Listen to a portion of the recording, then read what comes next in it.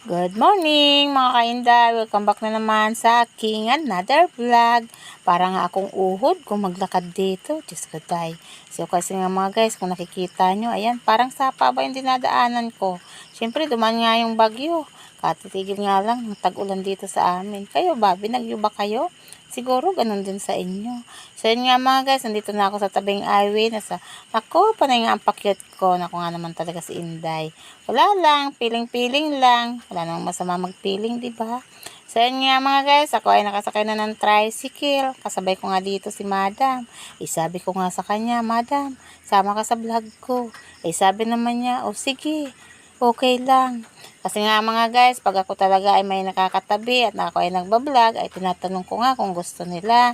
Kasi baka mamaya ay awayin ako. Magtataka sila, ba't ko sila kinukunan.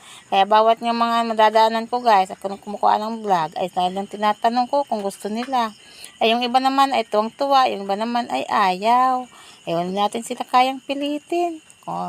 Naman talaga. So, yan nga mga guys, dito na ako sa palengke. Sadyang sarado nga yung pinagpapalengkehan ko rito. Kaya nag-ikot-ikot na nga lang ako. So, yan nga guys, ay patungo na nga ako dito sa bilihan ng tinapay. Bibili na nga lang ako ng tinapay para sa tindahan ko. So, yan nga mga guys, dito na ako. Ay, nagpipili na ako ng tinapay na bibilin ko. Okay mga guys, hanggang dito na lang muna. At baka ako ay malito. Bye-bye.